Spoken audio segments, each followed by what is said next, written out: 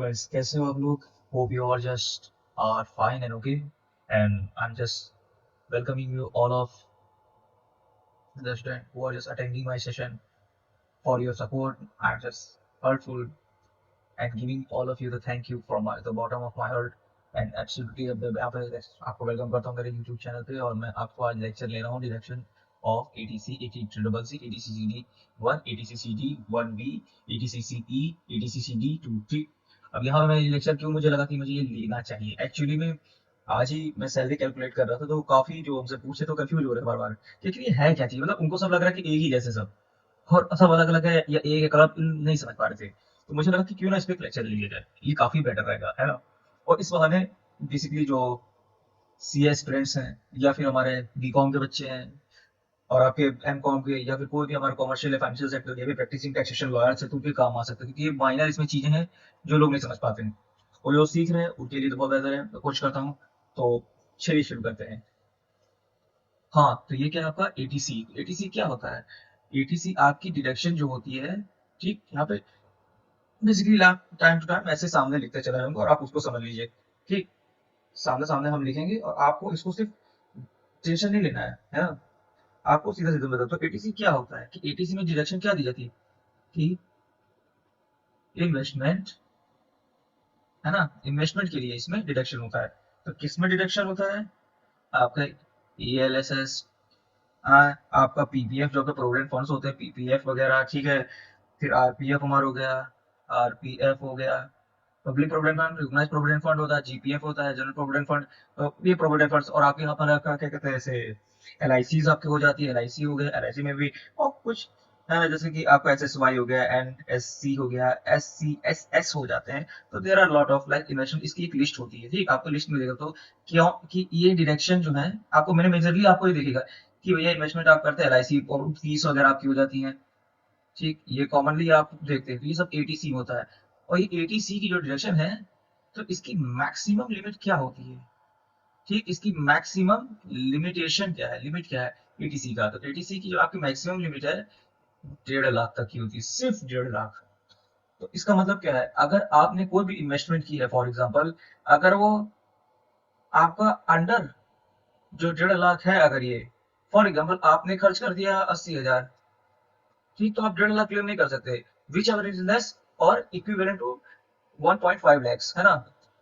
It not be greater than 1.5 lakhs, mean 1.5 lakh से ऊपर आप नहीं जा सकते, 1.5 लाख के बराबर या उससे कम होगा। अगर आप कम कर रहे हैं तो कम का अमाउंट होगा, अगर आप ज्यादा कर रहे हैं तो 1.5 से ऊपर तो जाएगा नहीं आपका। ये लिमिट बाउंड है, चलिए बाउंड है, आप इससे यहाँ तक जा सकते हैं, इससे यहाँ तक में भी ठीक है, इससे ऊपर ये दीवार को क्रॉस नहीं कर सकते। दीवार है आपकी 1.5 lakhs की, आप इसको क्रॉस ही नहीं कर सकते। अगर आपने 2 लाख खर्चा कर दिया यहाँ पे तो भी आपको डिडक्शन 1.5 लाख की ही मिलेगी इसमें, ठीक। और ये समझ लीजिए निवेश के ऊपर, निवेश इन्वेस्टमेंट जो आप करते हैं, प्रोविडेंट फंड हो गया, फीस हो गया, आपकी निवेश ही तो ना, या लगा है फीस पढ़ाने के लिए अपने बच्चों की, ठीक। तो एटीसी के अंतर्गत में ये आप आ जाते हैं, ठीक। अब इसके बाद हम क्या देखते हैं कि एटी डबल सी भाई क्या है भाई? तो eighty double C, sorry triple C, ये आपका नंबर इन करते हैं 1 2, ठीक। एटी ट्रिपल सी भाई क्या है? तो payment made toward pension funds, है ना। तो पेमेंट में टुवर्ड, इसको आप स्नैपशॉट भी ले लीजिएगा, बेटर है, टुवर्ड पेंशन फंड, ठीक। जब आप पेंशन फंड के अंदर में आप डालते हैं कोई भी कैश डाल रहे हैं, ठीक, तो इसको भी, तो इसको आप समझ लीजिए 80CCC में आप कैलकुलेट करेंगे और ये आपकी डिडक्शन होती है। लेकिन इसमें भी एक लिमिट है, तो इसकी आपकी मैक्स लिमिट कितनी होती है? तो इसकी भी max limit same as it is eighty C की जैसी होती है, लेकिन ये अभी रुकिए, एटीसी और ये सब का रिलेशन भी मैं बताऊंगा। तो आपका ये 1.5 लाख का इसमें भी लिमिट होती है, समझे आप। इसमें भी आपकी 1.5 लाख तक, क्योंकि यानी कोई भी पेमेंट आप लगाते हैं पेंशन फंड, पेंशन फंड का जो एन्युटी होते हैं ना, जो आपको पेंशन के संबंध में कोई फंड्स होते हैं, जैसे कि एलआईसी के हो जाते हैं, आपके आईसीआईसी बैंक हो गए, एचडीएफसी बैंक, आप जाके लिस्ट देखेंगे तो पेंशन फंड्स होते हैं कुछ, तो आप उसमें अगर इन्वॉल्व कुछ भी लगाते हैं, पैसा लगाते हैं, तो 80CCC के तहत आपको 1.5 लाख तक की मैक्सिमम छोड़, सेम वही, इससे कम जो भी होगा तो वो ये इसके बराबर हो सकता है, ठीक, इसके बराबर या इससे कम होगा, समझ रहे, इससे कम या ये आपका बराबर का साइज, ठीक, कम या बराबर हो सकता है, लिख दे रहे कम या बराबर, ठीक। ये या जरूर याद, बस ये एक हैशटैग लिख लीजिए, 1.5 लाख की लिमिट होगी इसमें, कम या बराबर होगा, और ये क्या होता है पेंशन फंड के तहत हम लगाएंगे, ठीक। अब पेंशन फंड के तहत लगाते हैं, ठीक, पेंशन फंड के तहत लगाते हैं। अब आपका क्या होता है 80, इसमें आपका हो गया थर्ड नंबर पर हम क्या लिखते हैं आपका 80 CCD ये 1, ठीक, आपका 80 CCD 1। तो क्या ये होता है कि पेमेंट मेड टुवर्ड अटल पेंशन योजना and other pension scheme notified by government and government of India. Common sense है। तो जो एनपीएस वगैरह हम लोग का है तो 2004 के बिल के बाद इनकम टैक्स में भी इसमें, और 2004 में पेंशन खत्म हुई थी तो एनपीएस इंक्लूड हुआ था उसी साल, बस उसी के साथ हमारा, ठीक है। 2004 के बाद वाले को पेंशन में आपको एनपीएस को ऑप्शन दिया गया है, वो पेंशन अब नहीं दी जा रही है। पेंशन की जगह आपका प्रोविडेंट जो आपका पेंशन स्कीम जो चलाते हैं गवर्नमेंट उनमें है। तो इसमें क्या है पेमेंट टुवर्ड पेन, है ना, पेमेंट टुवर्ड कितना है, पेमेंट मेड टुवर्ड अटल पेंशन योजना, योजना, ठीक, अटल पेंशन योजना, ठीक, और other government notified schemes, pension की होगी, है ना, पेंशन स्कीम, पेंशन स्कीम्स। अब यहाँ पे हम लिख ले एनपीएस, नेशनल पेंशन स्कीम, ठीक, ये वही चीज है, ठीक।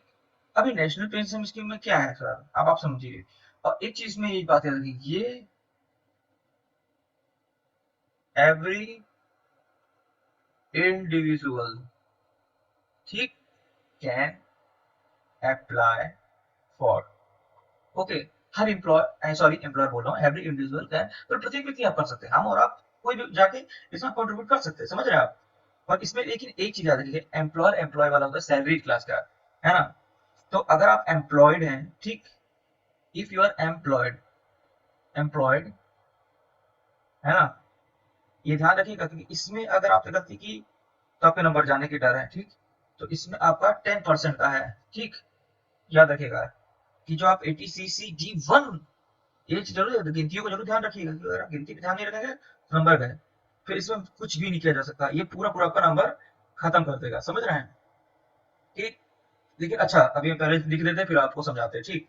तो जो भी आपका ये आपका पेंशन टुवर्ड एनपीएस या फिर आप अटल पेंशन योजना करते हो, इसमें भी कैलकुलेशन होता है जो आपकी सैलरीड होंगे ना, यहाँ पे लिख दे रहे, ठीक, सैलरीड एम्प्लॉयड जो होंगे तो उनकी सैलरी जो है ना, उनकी सैलरी का 10% लिमिट है, ठीक, उनकी सैलरी का 10% या जो उन्होंने जमा किया, विच एवर इज लेस, या जो जमा किया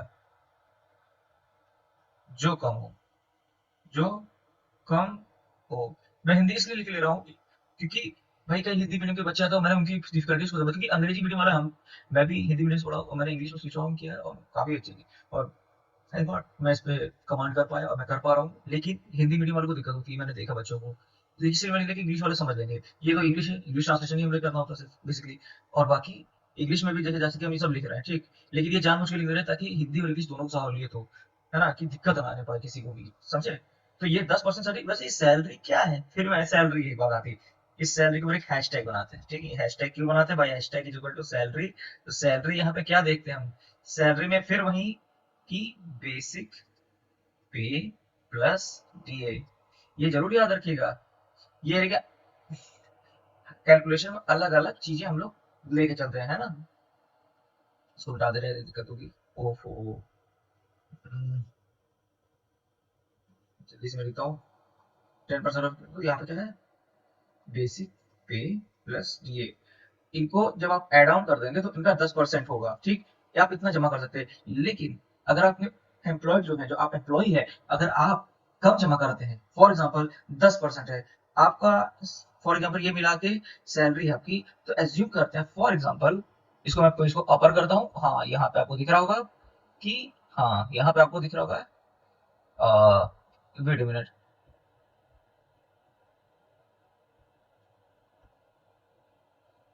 ठीक, सैलरी फॉर एग्जांपल आपकी सैलरी और ये दोनों मिला के, ये मिला के 1 लाख रुपए है, ठीक, ये सैलरी पर एनम है, ठीक, पर एनम है, तो इसका 10% कर सकते हैं आप इसमें सिर्फ सबमिशन, समझ रहे, यानी 10,000 इसका 10% जमा कर सकते हैं, तो 10,000 रुपए की आपको एग्जाम्शन लिमिट, इतना जमा कर सकते हो, ये एग्जाम्शन लिमिट आपकी होती है, ठीक, यही आपका एग्जाम हो जाएगा आराम से, 1 लाख का 10%, ठीक। लेकिन वही अगर आपने मात्र 5 ही हजार इसमें जमा किया है, लेकिन तो अब आपको एक्स्ट्रा तो देने देंगे पूरा पूरा, क्योंकि 10% लिमिट का तो 10 हजार हो सकता है, लेकिन लिमिट बताते हैं कि ये तय कर दी कि इससे ज्यादा आप नहीं कर सकते, इतना ही हम देंगे। अगर इससे आप ज्यादा जमा कर देंगे, अगर आप 12 हजार जमा कर रहे हैं तो आपको इतना नहीं मिलेगा, आपको मिलेगा यही लिमिट है, यही दीवार उठ गई है 10 हजार की। और ये 12 हजार पे आप जाके नहीं ले सकते, 12 हजार है तो आपको मिलेगा सिर्फ केवल 10 ही हजार का एग्जामेशन, ठीक। और बाकी 2 हजार ये एग्जामेशन या डिडक्शन जो आप कह सकते हैं, डिडक्ट करने को आपको मिल जाएगा, लेकिन ये टैक्सेबल हो जाएगा। क्यों? ये जुड़ेगा आपका, इसमें एग्जामेशन नहीं कर पाएंगे, क्यों? क्योंकि आपने लिमिट से ज्यादा चले गए यहाँ पे। लेकिन अगर ये वाला क्राइटेरिया में आते हैं तो आपको सिर्फ 5,000 ही पे करना है ओनली, ठीक। आप सिर्फ इतने डिडक्शन ले सकते हैं, समझ रहे हैं आप। आपने इतना किया, आपकी सैलरी इतनी, लेकिन आपने लिमिट से कम ही किया, तो आपको इतना ही करना, ठीक। बस आप ये लिमिट्स को याद जरूर कर लीजिएगा, क्योंकि कॉमन सेंस से है, लेकिन ये नोट कर लीजिएगा, जो मैं लिख रहा हूँ उसको जरूर देख लीजिएगा। और मैं इसको थोड़ा दीवार बना दे रहा हूँ ताकि आप समझे कि अलग एग्जाम्पल है, ठीक। और ये अलग एग्जाम्पल है, ठीक। ये कम का है, ठीक। और ये ज्यादा, ठीक। ये कम ज्यादा, और ये बराबर, ठीक। बराबर कम ज्यादा, तीनों केस में कैसे डील होंगे, डायरेक्शन कैसे होंगे, ये मैंने आपको ये समझा दिया, ठीक। सीसीडी में अब एक सेक्शन आता है आपका फोर्थ, यहाँ पे आप गेम चेंजर है, 80CC ये आपका गेम चेंजर हो जाता है। अब आप मानो एटीसी क्या है, इसमें कुछ है नहीं प्रोविजन, इसमें खाली ये प्रोविजन है कि ATC plus 80CC plus 80CCD1, ये तीनों को मिला के आप 1.5 लाख तक की लिमिट ही में छूट ले सकते हैं मैक्स। यानी it is bounded and limited toward limit of 1.5 only lakh only। यानी क्या है इसका मतलब,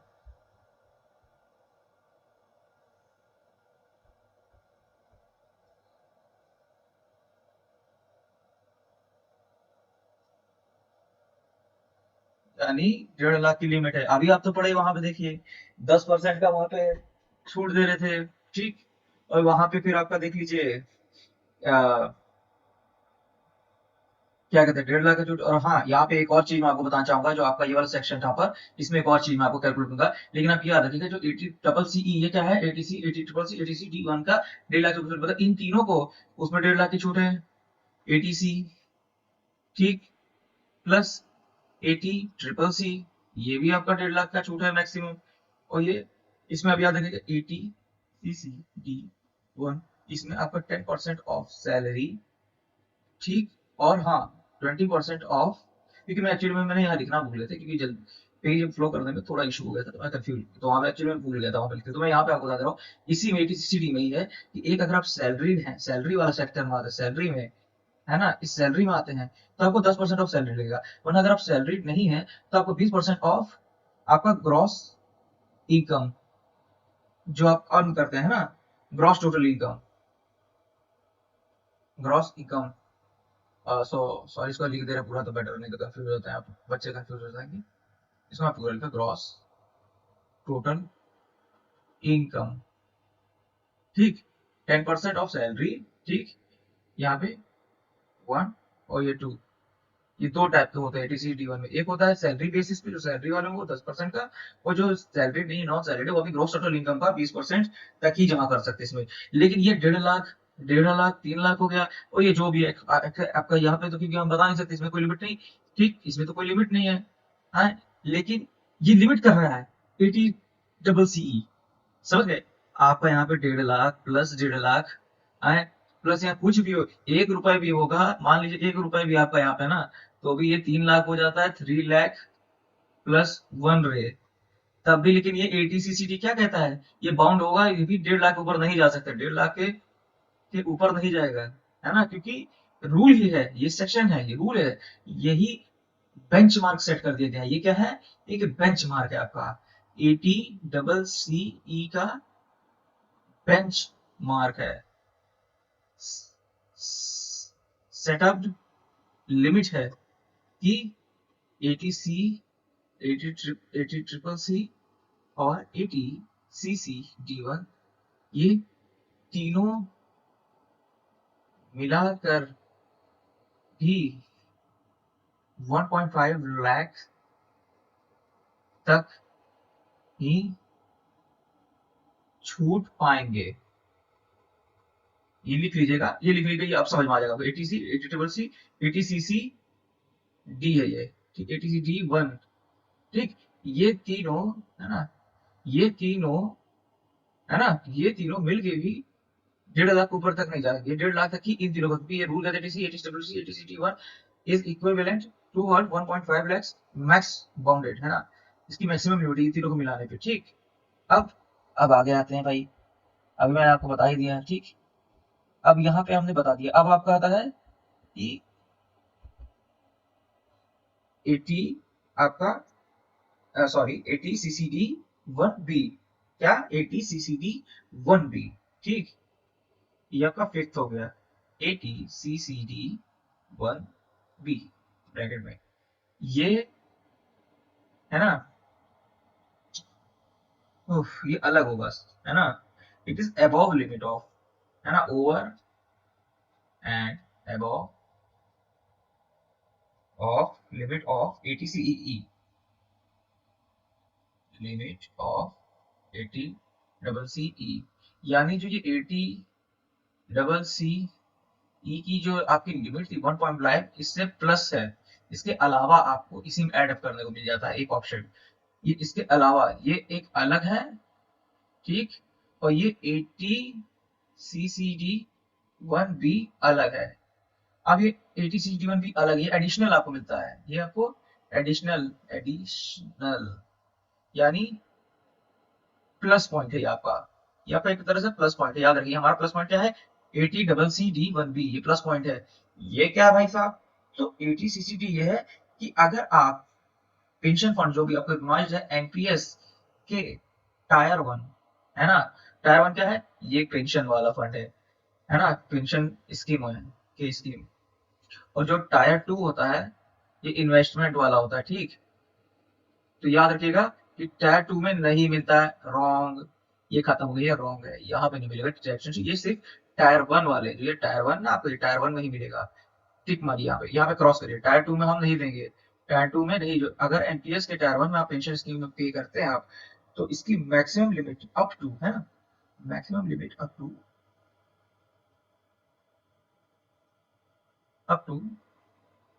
50,000 रे ओनली। अब ये इसके अबव है, यानी जो आप ये 1.5 लाख तक बाउंड कर रहे हैं, लेकिन अगर आपने एनपीएस में अपना इन्वेस्ट कर रखा है, ठीक।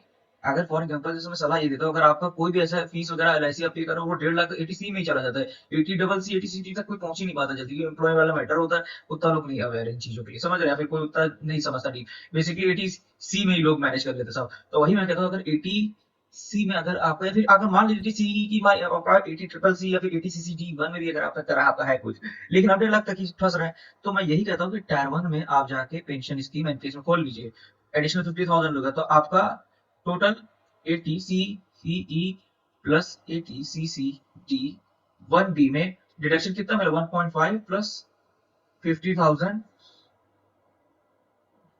इसको मैं पूरा ही लिख दे रहा हूँ, लाख लोग समझ नहीं पाएंगे, ठीक।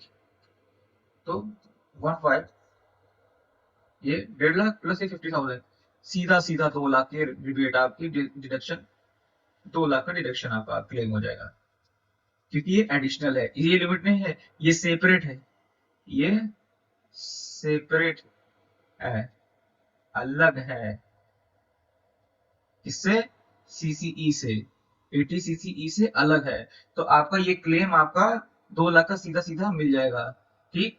अब इसके बाद हम नीचे आते हैं, अब आपका फाइनल जो आपका शायद है 80 CCD 2, ठीक।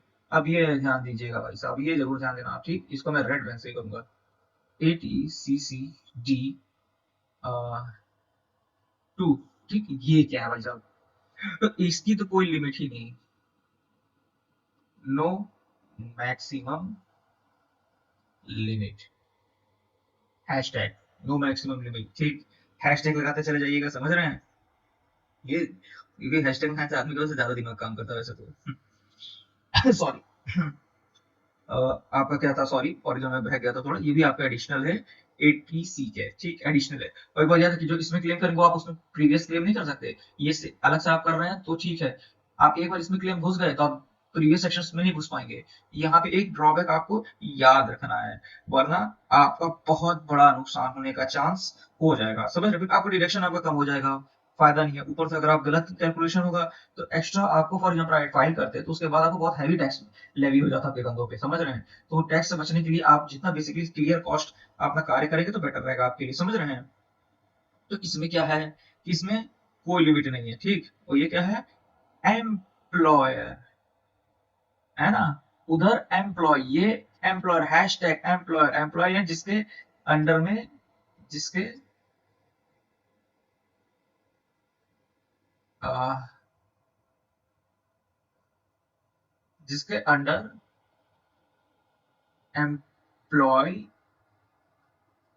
कार्यरत है। तो इसकी पेमेंट कौन करता है?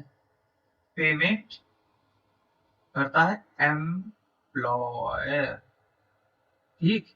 यानी गवर्नमेंट एम्प्लॉय होते हैं, तो फिर होते हैं प्राइवेट एम्प्लॉयर होते हैं, ठीक। तो अब इसमें देखिए, इसमें बस एक चीज ध्यान रखिए कि इसमें जो है ना, तो ये ओवर एंड अबव होता है एटीसीसी ई के, है ना। ये भी सेपरेट होता है। हाँ, यहाँ भी आप लिख ही लीजिए, सेपरेट है, अलग है। किससे? एटीसीसी ई से। ये नोट कर लीजिए, बेटर है, जब लिख लेंगे।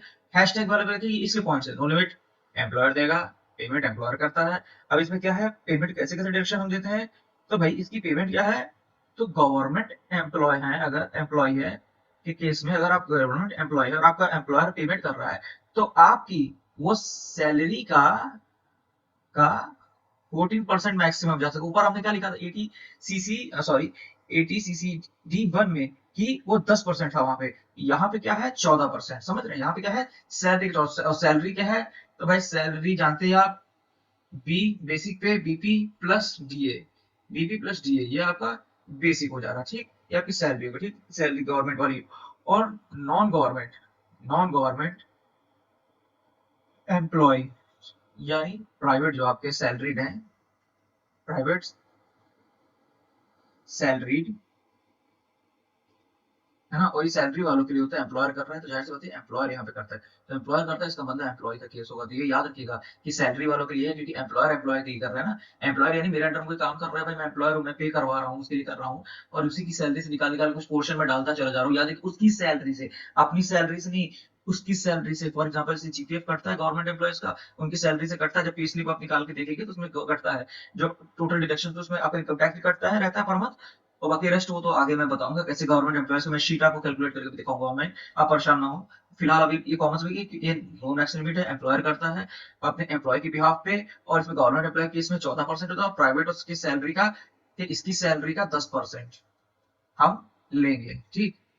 इसकी सैलरी का 10% इंटू 10%, ठीक। इसका 10% हम यहाँ पे अपना पेंशन फंड में, जो है पीएफ पेंशन फंड में, एनपीएस में डाल देंगे, है ना। ये एनपीएस वाले सेक्शन समझ रहे हैं ना, एनपीएस। और एनपीएस बेसिकली है क्या भाई, एनपीएस ने बेसिकली, एनपीएस जो आपका है, एनपीएस 2004 में इंट्रोड्यूस हुआ था, याद रखिएगा। ये 2004 में, इसी के बाद पेंशन बंद है, 2004 के बाद, ठीक।